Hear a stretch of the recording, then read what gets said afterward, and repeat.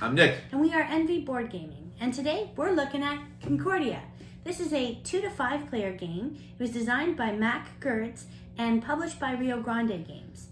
Nick is going to give an overview of how you play, and then we're going to give our review. All right, we're back on the table for a 2-player game of Concordia.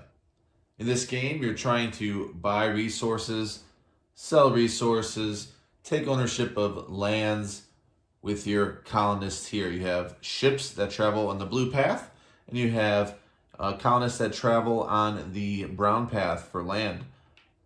They're both in the game referred to as colonists. So if you see the term colonist, you know that it matters not like if it's land or if it's a ship or a individual. You're trying to play different cards. It's all card based what you're doing. You start your hand the same as your opponent does, and you can play a card and do said action. End game scoring, I'm going to go over first. So what you're trying to do as far as scoring points, the whole point of the game, you're trying to get money, which it also translates into from resources too. There's actually a chart on your board to show you how much everything is worth, with the blue silk fabric thing being $7 each, and three for the brick. So that is the least valuable, but brick is very handy for building different buildings out here. So it is still very useful, though it is the cheapest cost-wise. So the first thing you're going to score at end is 1 victory point for every 10 sestertia that you have, which is a currency. I'm just going to say dollars or money. You're going to get a victory point for every city that you control that is not a brick city. Brick cities do not score points there. Get a point for every province that you have building in, and 2 points for every type of production that you have. 2 points for every colonist that you have at the end. And you'll get victory points based on your production of specific cards that say Minerva on them. So in this case, you would get, and it's all based on whatever's on the card that you own. So you get these cards throughout the game with a use of purchasing these with like a senator or different cards out here. So this will give you 3 points for every brick building that you own if you have this card. The Minerva card for the brick, the Mason they call it. So you'll look at the Minerva cards for that last scoring. So that's endgame scoring right away. You're going to play this game until all of the cards out here and in the deck right here are gone, or somebody has built all 15 of their buildings. These buildings that go out here, if they built their entire 15 that they start with, that will trigger endgame as well. The person that does that will get this card, which is 7 victory points at the end. So you're going to keep playing until that happens. On your turn, you're going to play a card. We'll just go over the cards real quick that we start with. The architect, you can move your colonists based on how many colonists you have out here. In this case, you can move your colonists too. And in this game, you move on, you stop on the paths as opposed to the actual cities. So if green player wanted to move, they would go 1, 2, because we always start in Roma, whether you're playing 2 players or not. I believe the other side also is Roma. So that would be a movement of 2. You could also move 1 and then 1 here on your ship path, and then decide that's how you're going to go about it. Then you look at your card. It's also going to say build in cities adjacent to your colonists. So the green player could build here and here. There's nothing in Roma to build, so those would be the 2 choices. To build, we have a little handy sheet that will show you what it costs to build on these different buildings. So we do start with some resources. So if it is the green player, they could spend a brick and a wine token, which reminds me they should have 2 more food out here. Let's just go ahead and throw that over there. To start the game, they start with every resources and 2 food. So they can spend, and let's just start with a little bit of money, depending on what player you are. They can spend this wine token and this brick in order to get them a building right here. They would also have to spend 4 sestertia. So right there, brick, wine, 4. And they can spend that, and here's a 5, so they'll get 1 change. And now they can throw out one of their green buildings right here. And that is what you do for that card for the architect. So that could be their turn to play that. Alternatively, we have the prefect, which is these up here. So if they decided, let's say they had this. So if they look at the province and they match it up here, this is the province that matches it. These tokens are all based on the most valuable thing in that province. You do that at the beginning of the game. You set these tokens out and just says this is the most valuable resource in that province. They are going to collect, in the prefect card, they're going to collect that resource, wine. In this case, green player owns a wine area in there too, so they're going to get 2 wines. And that's how that works. Alternatively, so when you're done, you flip it to the coin side. And if there's enough out there that you would like to take the coins instead of a resource, you could take all the coins that are flipped up, count them all out, take them, and then flip everything like a reset, and they all go back to the good side, the goods. You can do that as well. You can do either one. Diplomat is to use an opponent's top card, discard, you piggyback off theirs. The Mercator is to take three of the currency, Sesteria, and trade up to 2 types of goods. Here you can buy, you can sell, you can trade with the supply, and you'll get money that way if you do choose that you need money. Another prefect card, so you have 2 of those. Senators. The Senator card will let you buy a card out here. You pay the cost. Let's say if I wanted to buy this Diplomat, I'll pay this tool regardless, and then if there's something underneath, I'll pay that. In this case, it's a question mark, so I got to pay this tool and a good of my choice. And then I'll just put that card right in my deck to use. And the Senator, you can actually purchase up to 2. So if you would like, you could go ahead and do that. And then the Tribune lets you take all your cards back. You're going to gain $1 for every card in excess of 3 in which you took back into your hand. And if you have food and a tool, you will get to put 1 colonist. It's your choice. If you want to spend that, you can put another colonist at in Roma with that card. So that's how you get all your cards back and you keep playing. That is pretty much how you're going to play. I'm not going over every single rule, but that's really the gist, great deal of what you're doing in this game. And we'll get back to the table and tell you what we think. All right, a review time for another classic, this time Concordia.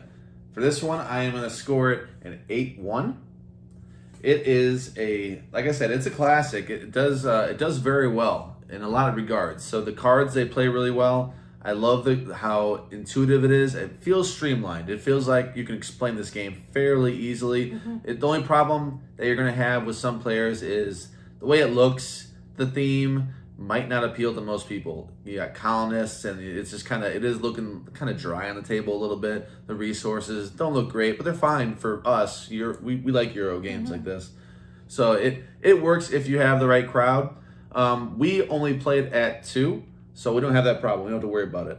But I do kind of want to play with more people. But then I have so many games I'm like, do I really want to bust out Concordia? They were not going to be impressed at first. And it might not work for everybody. It might just... What you're doing is you're playing a card and doing the action. And, you just kind of see resources and a map of Italy. On the 2-player side, it's just a map of Italy. And it wouldn't appeal to some people that we've maybe played Forgotten Waters with, or some lavish productions like Tidal Blades or something. They're going to see that after all our Kickstarter stuff and, Deluxeato and all that stuff. They're going to see Concordia. And, What happened?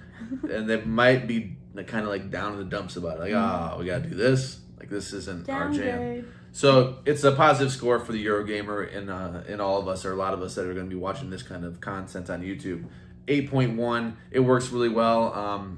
The card play is really done well. The way you're moving around, deciding when to play it, holding on your Diplomat for the right time. Everything you're doing, you're trying to chain off a few events in a row, maybe get the money you need or getting the resources you need, and then doing what you want, like building out cities and so forth.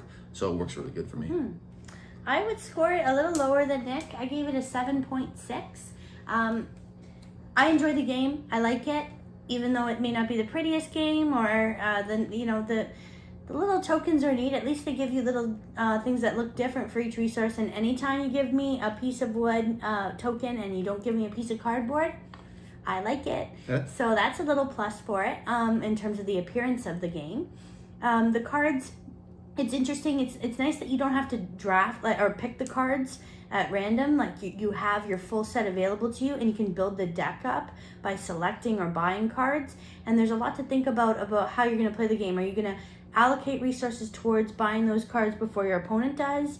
Are you going to get on the map to the place you need to be so that you can take advantage of the prefect card and draw those resources? But then does your opponent go and build on the spots that you built so that now you can't do that prefect action without benefiting them? So that was... You gotta spread your empire. Yeah, I was a baby empire last time we played. I didn't expand very far, and that was to my detriment. So you had more colonists too. I know. You had a bunch of colonists. And Crazy. I was just cruising. I was just building them. I didn't really... The game ended so suddenly. Another thing, the Minerva cards are pretty cool. Just the VPs, they vary. I thought when I first played it that they're all the same VP. They're not. Actually, there's some that are different. And it just the triggering thinking, okay, once you have that Minerva card, which is basically is like the mason for the bricks and the fields and the farms for the food. Once you have one of those, now you're like, okay, well, I don't just want one farm now, because now I want a bunch. So when I play that card, I can get 4 food because I have 4 farms. Those cards I think might even be my favorite part of the game. The Minerva cards, I think, might even be the strongest point I can even point to.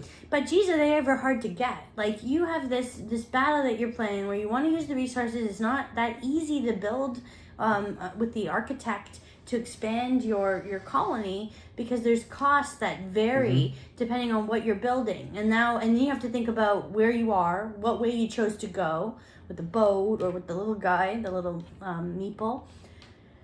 And then you got to use those resources to buy those cards too. And there's varying costs that change. There's some permanent costs at the bottom on the board, and then there's the cost that's actually on the cards. And then there's a card you can get that lets you get a card without paying those bonuses. It's like, there's so many choices.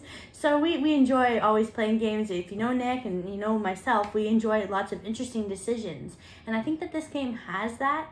And despite its maybe lack of luster, I think that it is a fun game to play with people who enjoy a heavier Euro game, but it's not too heavy. It's not heavy enough to scare anyone. Yeah, I would say medium heavy for most people. If you look at it, it might look a little heavier than it is, but really the cards say what they are. You can do some clarification here and there, but it's not a heavy game. And another thing, I don't know if you were like this too. When we play, I always center this goes to basically what you're saying about planning ahead and so forth. Everything was about the architect for me. So I wanted to make sure I had the goods and the money to do the architect action. Always comes back to the architect. That's the way I played it.